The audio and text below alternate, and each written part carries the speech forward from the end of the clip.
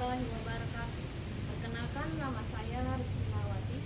Saya mengajar di SMP Negeri 2 Banjarbaru sebagai guru bimbingan konseling. Saya sebagai mahasiswa PPG dalam jabatan angkatan 2 tahun 2023 LPTK Universitas Lambung Mangkurat. Nomor peserta PPG 20150024914 dengan nomor induk mahasiswa PPG 2330111720554.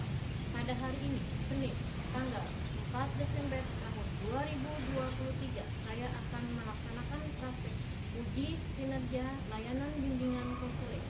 Selamat menyaksikan video praktek bimbingan layanan konseling. Terima kasih. Wassalamualaikum warahmatullahi wabarakatuh. Selamat pagi, Bu.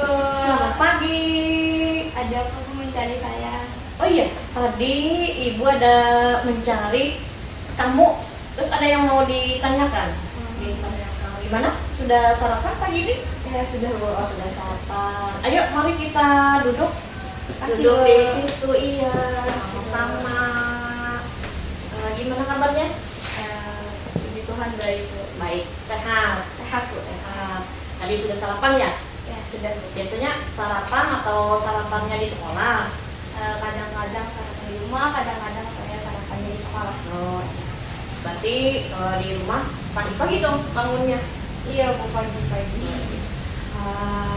Ibu terima kasih banyak atas waktunya, atas kesempatannya mau datang ke ruang BK. Gimana menurut kamu? Apakah takut? Biasanya nih banyak siswa yang takut kalau dipanggil ke ruang BK kan seperti itu. Kalau kamu ada rasa takut atau seperti apa? Ya, Bu, sedikit takut. Takut. Dan mungkin kamu bertanya apa yang kenapa ibu tuh mencari kamu, memanggil kamu. Mungkin ada yang bertanya di hati, Iya, bingung. Bu. Bingung Oh, saya. oh. Takut sedikit. Oh, seperti itu. Iya. Jadi tujuan ibu datang ke sini, memanggil kamu ke sini adalah ada yang pengen ibu tanyakan. Itu yang pertama, ada yang ibu tanyakan. Ibu sampaikan bahwa tujuannya ingin membantu. Mungkin ada permasalahan-permasalahan yang kamu hadapi yang perlu ibu bantu, seperti itu. Yang kedua, agar supaya kamu lebih memahami masalah kamu dan nanti ada solusinya dari ibu. Kamu lebih paham dengan masalah kamu setelah nanti kita ada proses yang namanya layanan konseling, ya di situ. Jadi ibu ucapkan terima kasih. Yang tadi tujuannya sudah ibu jelaskan. Dan sekarang tadi merasa ya takut ya? Iya, Panggil. takut. Takut. Biasanya kalau takut tuh merasa bersalah, seperti itu. Iya, Bu. Merasa bersalah. Iya. Sekarang ibu tanya merasa bersalah enggak? Enggak. Enggak, Bu. Oh, mungkin ada yang perlu ditanyakan ke ibu saja, seperti itu. Iya, Bu. Ada yang perlu teman cerita ya? Iya, Bu. Oh, Saya saya cerita. Ada perlu yang teman ceritakan. Nah, seperti ini nak, di BK, di ruang BK ini, anak-anak cenderung, siswa itu cenderung takut kalau dipanggil, gitu kan? Iya. Takut kalau dipanggil, takut kalau permasalahan yang dihadapinya itu seringkali guru BK itu dia mengira bahwa guru BK itu akan menceritakan permasalahan siswanya ke orang lain. Padahal sebenarnya tidak seperti itu. Tugas guru BK itu adalah membantu siswa mengatasi permasalahan apakah bentuk permasalahan itu, sehingga nanti akan dapat solusi meringankan beban siswanya agar supaya belajar prosesnya di sekolah aman, lancar, kan seperti itu. Nah, sedangkan di BK itu ada beberapa ajas yang biasanya ibu jelaskan ke siswa supaya siswa itu paham dan mudah untuk menceritakan. Yang pertama adalah ajas kerahasiaan. Jadi apapun yang dijelaskan oleh siswa masalahnya itu aman, aman, ibu tidak akan membocorkan rahasia itu. Itu aman. Yang kedua adalah ajas kesukarelaan, di mana ajas kesukarelaan itu biasanya ibu lakukan nih terhadap siswa yang ingin minta bantuan mencarikan solusi permasalahan yang dihadapinya. Ibu dengan sukarela membantu kapanpun siswa membutuhkan dan meminta bantuan, ibu pasti akan siap seperti itu. Jadi ada aja tadi kerahasiaan itu dijamin, kesukarelaan juga itu ada. Terus ada lagi ajas keterbukaan. Artinya ajas keterbukaan itu adalah siswa harus terbuka menjelaskan yang sejelas-jelasnya, menjelaskan apa adanya. Menjelaskan apa adanya, bukan berarti ada yang ditutup-tutupi, supaya kita mencarikan solusinya tuh nyaman lah, nyaman, ketemu solusi yang nyaman, tidak ada kebohongan, tidak ada yang ditutup-tutupi, tidak ada yang ditutup-tutupi. Nah setelah itu bagaimana ini nanti proses konseling yang akan ibu berikan ke kamu, ya kan? Dengan permasalahan kamu nanti bagaimana gambarannya, di situ nanti ibu akan menanyakan ke kamu, kamu bisa menceritakan lebih detail apa yang kamu merasakan seperti itu. Nah, alangkah baiknya sebelum kita mulai ke proses selanjutnya, sebelum kamu menceritakan permasalahan kamu, kita berdoa dulu ya. Kita berdoa dulu seperti biasa. Semoga apa yang dalam proses layanan konseling ini berjalan dengan baik, lancar, kamunya juga enak dan ibunya juga nyaman seperti itu. Marilah kita berdoa menurut agama dan kepercayaan kita masing-masing. Berdoa mulai.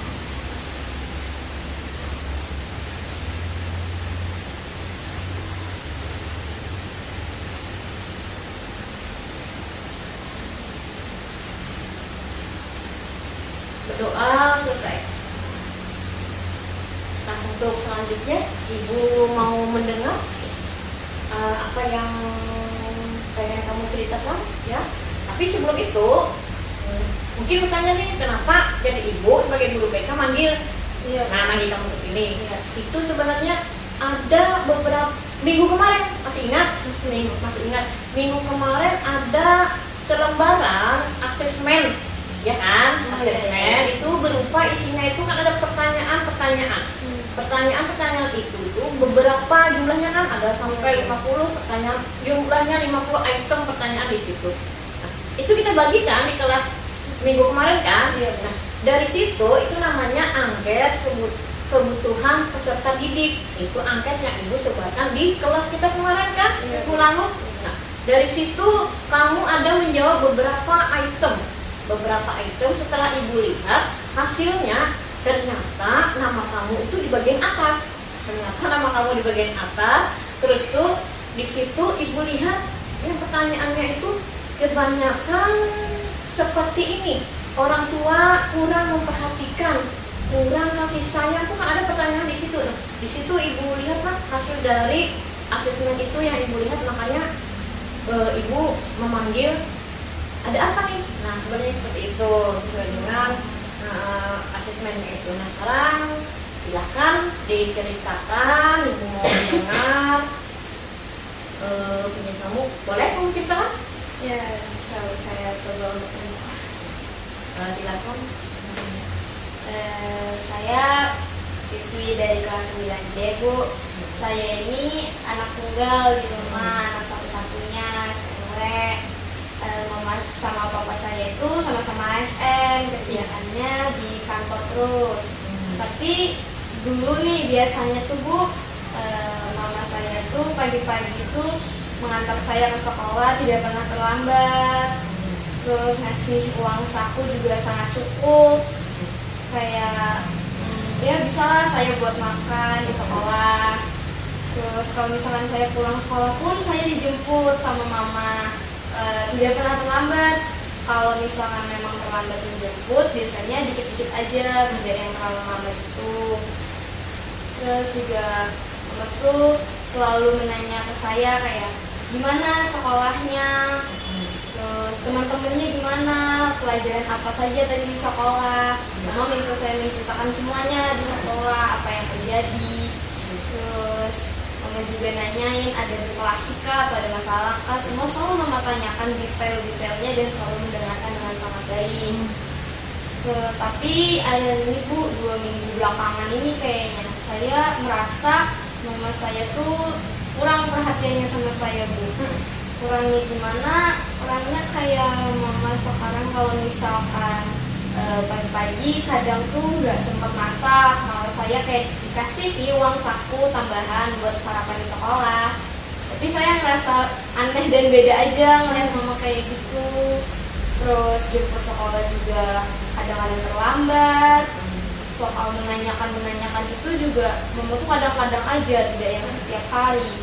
Dan kalau misalkan mama tuh sampai rumah pun yang biasanya 4:30 sekarang jadi jam 6, jadi terlalu malam. Mungkin ya saya masih bisa lah berpikir lagi sibuk aja di kantor, saya sudah berusaha paham. Tapi yang bikin saya makin merasa tidak disayang itu karena mama saat di rumah masih ngerjain tugas kantor Bu. Jadi mama di rumah masih buka laptop, jadi jarang nanya saya gimana hari ini. Jadi saya ngerasa berbeda aja, saya ngerasa nggak diperhatiin, nggak disayang lagi sama mama. Kayak mama tuh pekerjaan di kantor itu selalu dibawa ke rumah. Padahal saya berharapnya kalau misalkan mama sudah di rumah, ya mama itu untuk saya aja perhatiannya semua. Jadi saya berpikirnya saya tidak disayang lagi, tidak diperhatikan mama. Saya sedih, merasa kesepian. Mungkin ada lagi yang diceritakan seingat kamu seperti apa? Seperti makan kah? Atau seperti apa? Terus kamu muka mimik mama itu seperti apa? Mama itu senang marah-marah atau apa? Itu bisa dijelasin. Kalau misalkan makan, mama ya masih setiap pagi yang biasanya itu masak selalu, terus ngasih saya bekal dibuatin sama mama, masukin kertas, terus selalu senyum setiap pagi. Tapi ada ini belakangan ini mama ya mungkin kayak karena kecapean lembur, jadi mama bangunnya siang, tidak sempat masak buat saya lagi. Ya saya dikasih uang saku, rasanya berbeda Bu, makan makanan pagi sama mama di meja makan. Tapi tiba-tiba saya di sekolah makannya sama teman. Terus mimik mama ya terlihat, saya kasihan sebenarnya Bu ngeliat muka mama kayak capek, tapi kayak saya juga ngerasa sedih gitu Bu, kayak nggak disayang lagi, soalnya kan ngerasain perbedaannya gitu, perubahan mama. Terus mama tuh juga kayak apa-apa tuh kalau marah ya marah, cuman sekarang ada ini lebih sering kayak tidak mau diganggu, mungkin karena sibuk sama kerjaannya. Tapi karena saya yang biasanya selalu disayang, diperhatikan sedemikian rupa Bu, tiba-tiba ngerasa diginiin, saya sedih Bu, saya ngerasa tidak disayang lagi. Mama kalau marah ya memang cuma menegur saja dengan baik-baik, tidak pernah main tangan gitu hanya. Tapi saya ngerasa berbeda, ngerasa nggak disayang. Saya kepikiran aja sih Bu, pikiran kayak mama ini nggak sayang lagi kah sama saya ada salah kah gitu. Itu Bu. Oh iya. Sudah ceritanya sampai di situ? Ya, sampai di situ. Itu benar apa adanya ya yang diceritakan kamu. Oke, Ibu belajar memahami isi apa yang kamu ceritakan tentang kamu ke Ibu. Ya. Nah ini makanya persis dengan hasil asesmen yang Ibu berikan kelas kemarin kan. Nah seperti itu. Jadi orang tua kamu, terutama mama kan, kalau bapak biasa-biasa saja kan, pengen aja kan. Oh ya oke. Mama bekerja sebagai ASN, PNS, biasanya ngantar sekolah, pulang sekolah itu jam 5, seperti itu kan? Iya. Terus tuh 4:30 biasanya bercanda ya kan, menanya kabar di sekolah seperti apa, proses belajarnya seperti apa, gitu kan? Terus sama teman seperti apa? Itu bagus, perhatian orang tua kan, perhatian orang tua memang seperti itu, harus seperti itu. Artinya apa? Oh, orang tua tuh beda dengan orang tua yang tidak perhatikan, tidak pernah menanyakan soal sekolah, asal kasih uang jajannya saja, ya kan, beli HP yang mahal. Tapi kalau menurut kamu di sini ibu yang menangkap adalah perhatian. Ya, Iya. kamu sepertinya kaget nih, Iya. yang asal mulai diperhatikan kan, Iya. disayang, ditanyain gitu. Oke, nah menurut ibu tuh seperti ini nak. Semua orang tua terutama ibu ya, nanti kamu juga nanti jadi ibu ya. Nah itu pasti semua menginginkan anaknya baik-baik semua. Tidak ada orang tua yang ingin menjerumuskan anaknya ke hal yang buruk, ya kan? Pengen anaknya sukses, ya kan? Bekerja nanti kan, sebelum itu proses sekolah pendidikannya, nanti kuliahnya kamu di mana, seperti itu. Nah, jadi orang tua kamu sekarang bekerja itu kadang-kadang pekerjaan dibawa ke rumah, ya kan? Nah, di sana artinya kamu harus sedikit memahami nih keadaan orang tua yang sekarang. Oh, pekerjaan di kantor itu lebih berat juga pekerjaannya. Itu juga kewajiban. Di rumah juga kewajiban untuk menjaga anaknya, menjaga putrinya, ya kan? Memperhatikan putrinya. Jadi bingung tuh orang tua. Pekerjaan ini wajib dan memperhatikan orang tuanya itu juga wajib. Nah, jadi yang ibu minta kamu supaya bisa sedikit mengerti keadaan orang tua ya, keadaan orang tua. Anak ibu hebat loh kalau sudah bisa mengerti keadaan orang tua, ya kan? Jadi jangan terlalu manja, jangan terus mandiri, jangan kasihan mandiri. Nah, caranya seperti ini caranya. Kamu nanti kalau mama capek pulang, gantian kamu yang negur mama, perhatian sedikit. Mas ibu itu nanya bagaimana nih, Ma tadi mencoba untuk menceritakan yang keadaan di sekolah, cara belajar dengan kawan dan dengan guru, seperti itu. Sama juga dengan tugas-tugas yang lainnya. Nah, jadi menurut ibu seperti itu. Jadi intinya kamu jangan selalu berpikiran yang negatif, jangan selalu berpikiran yang tidak baik, jangan selalu berpikiran yang buruk-buruk. Nah, itu harus dirubah. Harus berpikiran yang baik, yang positif, ya kan? Selalu optimis bahwa orang tua itu pasti sayang ke anaknya. Karena mungkin tuntutan pekerjaan dia di kantor yang akhirnya waktu untuk anaknya terbagi dengan pekerjaan seperti itu. Kemana-mana pasti sayang orang tua, ya kan? Nah, dari situ kamu harus bisa memahami kan? Jadi pikiran-pikiran yang tidak baik itu dibuang. Jadi pikiran-pikiran yang positif itu optimis bahwa aku mempunyai orang tua yang hebat, orang tuanya hebat loh. Kamunya juga sendiri hebat, ya kan? Nah, kamunya juga sendiri hebat. Itu harus disyukuri. Nah, yang seperti itu harus disyukuri. Nah, untuk untuk tadi sudah ibu mendengarkan, ya kan? Mendengarkan ini dan ibu memberikan motivasi supaya kamu lebih kuat lagi dan lebih memahami lagi arti dari berpikir yang tidak baik itu akan bisa mencelakakan diri kita sendiri, mencelakakan diri kamu sendiri kan. Nah, artinya aku harus bersikap yang positif. Nah, seperti itu. Mungkin di situ ada yang mungkin ditanyakan. Kalau tidak ada, ya, kalau tidak ada mungkin sudah tahu nih artinya perbedaan kamu dengan orang tua. Tadi ibu jelasin kan, Iya. orang tuanya seperti ini, orang tua kamu seperti ini. Jadi sudah mungkin memahami sudah ya nak ya? Sudah memahami. Sekarang kita ini hampir selesai nih. Sekarang sudah tadi kan ibu sudah mendengarkan penjelasan kamu dan sudah ada solusi yang ibu berikan ke kamu tadi, ya kan? Sudah ibu berikan solusi.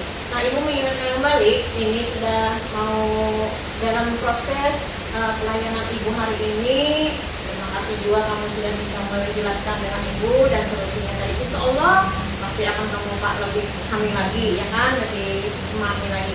Nah, untuk sekarang yaitu ibu akan memberi kesempatan nih. Nah, ibu akan memberikan kesempatan ke kamu kesimpulan apa sih yang didapat dari hasil proses konseling kita kali ini?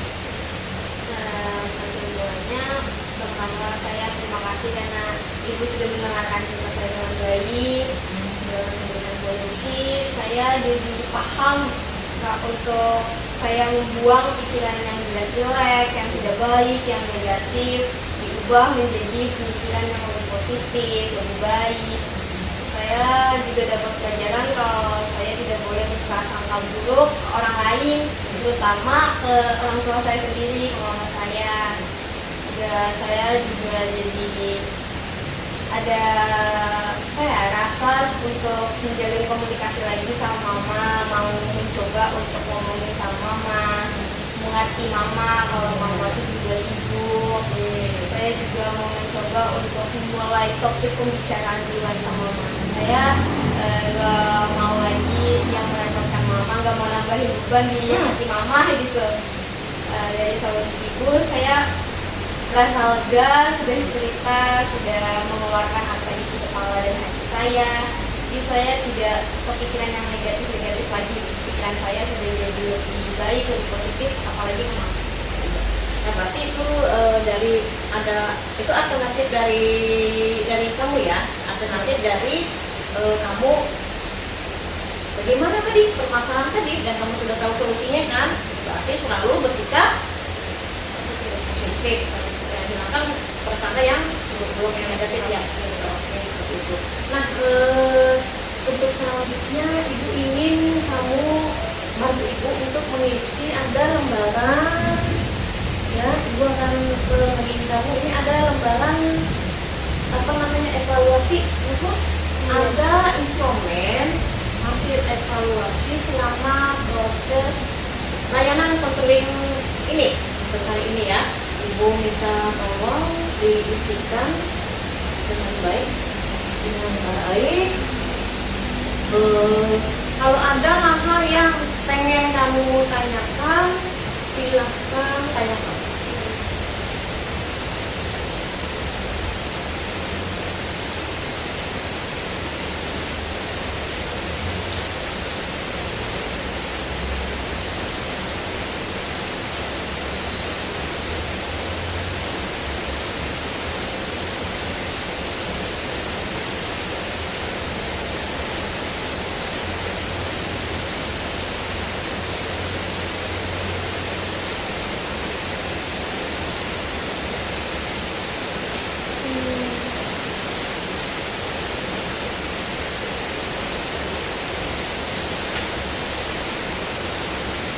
Terus saya mau nanya, ini yang nomor 2 ini maksudnya gimana? Saya belum paham. Yang nomor 2 adalah bagaimana perasaan kamu selama konseling ini berlangsung.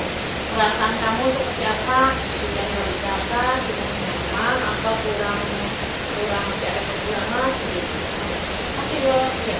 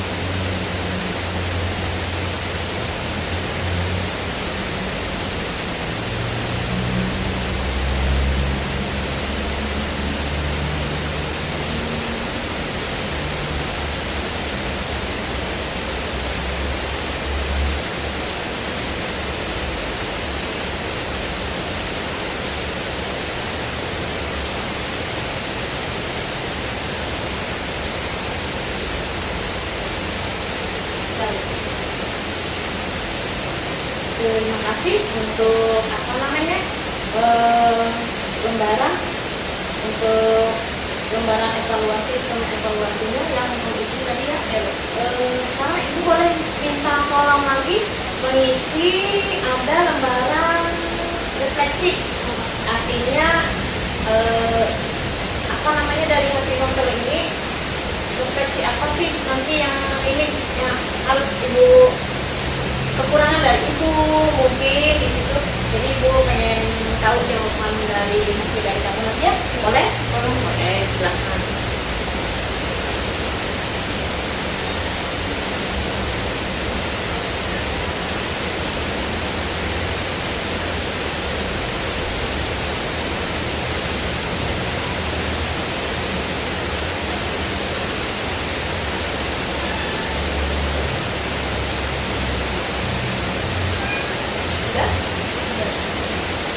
Oke, sudah. Jadi ada sudah diisi dua ya. Dua ini kepuasan kamu terhadap proses apa namanya Laya konseling hari ini. Rasa puas atau tidak ini nanti ibu pelajari ya. Seperti ini. Setelah itu mungkin ada yang ditanyakan sebelum kita mengakhiri layanan konseling ini. Baiklah, untuk kali ini ibu telah membantu permasalahan kamu, karena kamu sudah paham, dan di sini ibu lebih menguatkan lagi, lebih menguatkan lagi supaya lebih memahami, kamu lebih paham lagi. Artinya seorang yang berpikiran negatif itu selalu berpikiran yang buruk kepada orang lain itu sebenarnya sakit sendiri, ya kan, menyakitkan diri sendiri. Nah, dan sekarang jauhkan dari hal-hal yang negatif, yang buruk, ya kan, yang pesimis, harus optimis, harus berpikir secara jernih, berpikir ke arah yang positif, ya. Mungkin kegiatan kita, pertemuan kita sampai di sini. Ibu terima kasih banyak atas waktunya. Terima kasih juga sudah mendengarkan saya. Gimana menurut kamu? Jadi lega Bu. Oh, jadi lega. Ya, sudah dapat solusi, jadi rasa tidak ada lagi yang bukan pikiran saya. Sukses ya, harus semangat, lebih semangat lagi. Jangan sampai nanti sekolahnya terganggu. Ya, siap. Oke, terima kasih. Tapi sebelum kita mengakhiri proses hari ini, kita berdoa. Boleh kita berdoa. Terima kasih atas waktunya. Kita berdoa. Alhamdulillah proses hari ini, layanan yang diberikan hari ini berjalan dengan lancar, tidak ada hambatan, gitu ya. Marilah kita berdoa menurut agama dan kepercayaan kita masing-masing. Berdoa baik.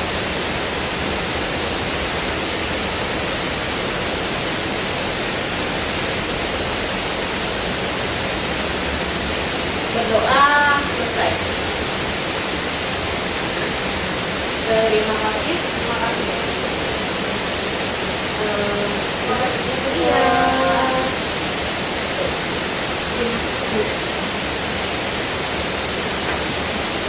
Wah. Berapa menit? Bu Aminahnya hilang udah. Iya. 27.